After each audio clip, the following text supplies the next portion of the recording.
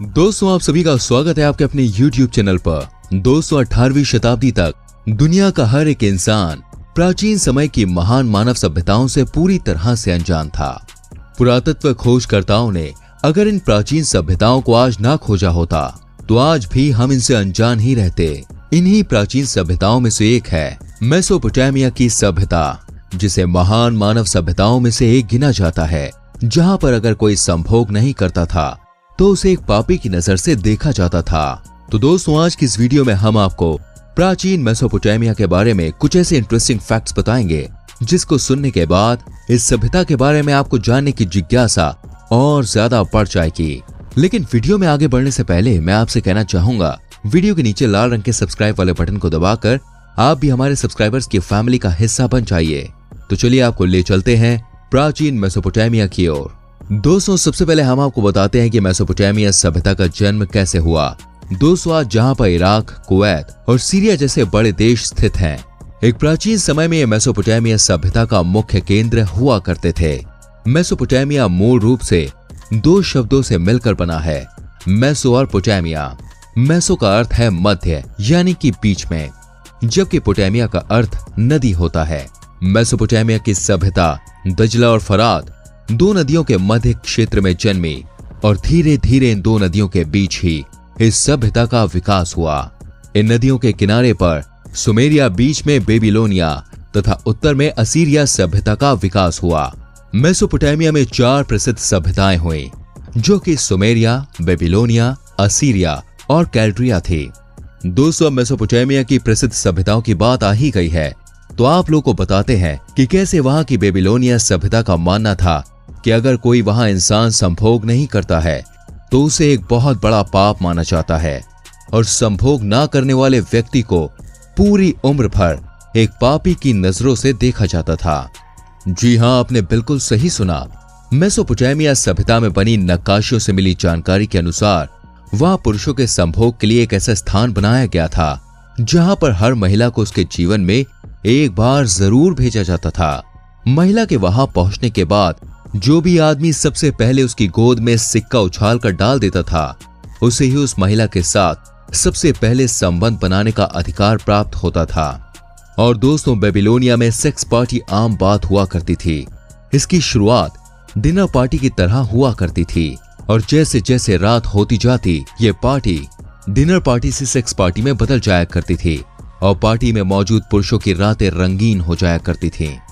दोस्तों, अब हम आपको बताते हैं वहां के बारे में एक ऐसा वियर्ड रूल जिसको सुनने के बाद आपके होश उड़ जाएंगे। दोस्तों, बेबीलोनिया सभ्यता में मैरिज मार्केट का भी उल्लेख मिलता है। इतिहासकारों के मुताबिक वहां पर एक बड़ा बाजार लगता था जिसमें हर उम्र की महिलाओं को लाया जाता था और फिर उनकी बोली लगाई जाती थी और सबसे ज्यादा पैसे देने वाला शख्स महिला को खरीद लेता था।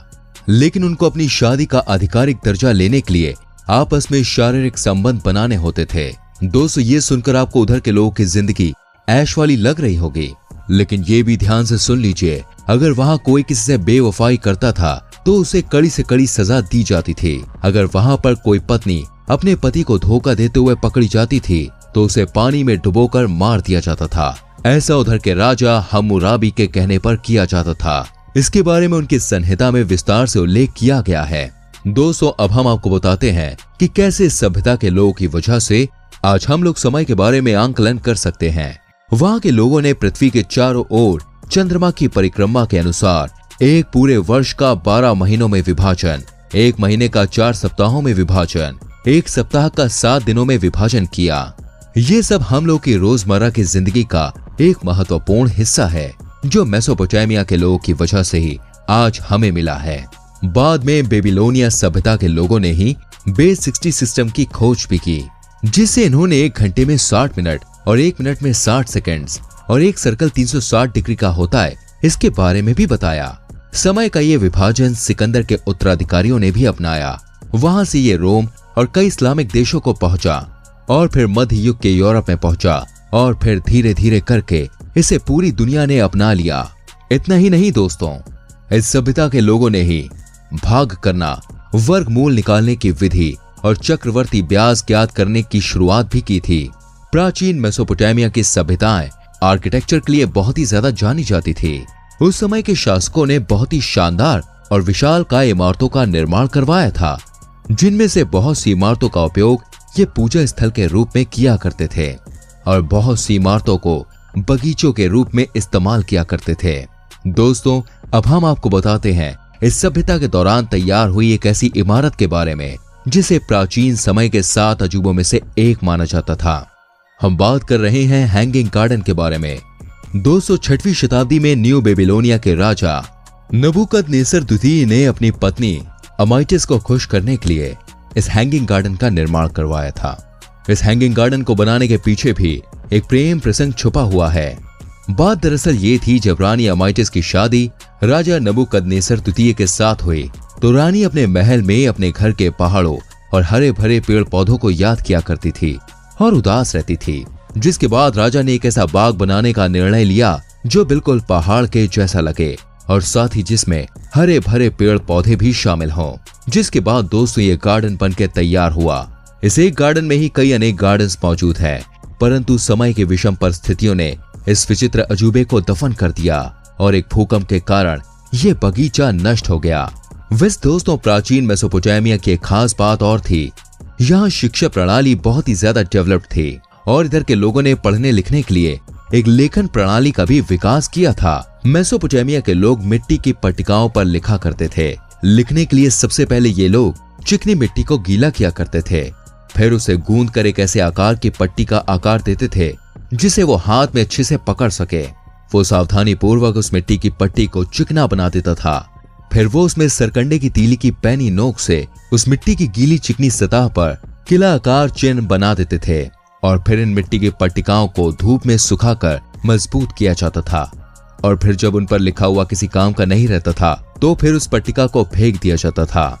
इस लेखन प्रणाली को क्यूनिफॉर्म के नाम से जाना जाता था। मेसोपोटामिया की खुदाई स्थल पर हजारों पट्टिकाओं के साथ कई ऐसी चीजें मिली जिनसे आज हम मेसोपोटामिया की सभ्यता के बारे में इतना सब कुछ जान पाए। और ये शानदार नक्काशियां जो आप देख रहे हैं, ये असल में इंसानों के द्वारा लिखी गई सबसे पुरानी लिखाइयों में से एक है। मेसोपोटामिया के लोग बहुत ज्यादा आस्तिक थे और कई देवी देवताओं की पूजा भी किया करते थे।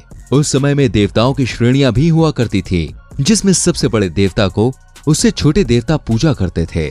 इस श्रेणी में सबसे आखिर में मनुष्य आता था, जिसे सबको पूजना होता था और सबकी आज्ञा का पालन भी करना होता था।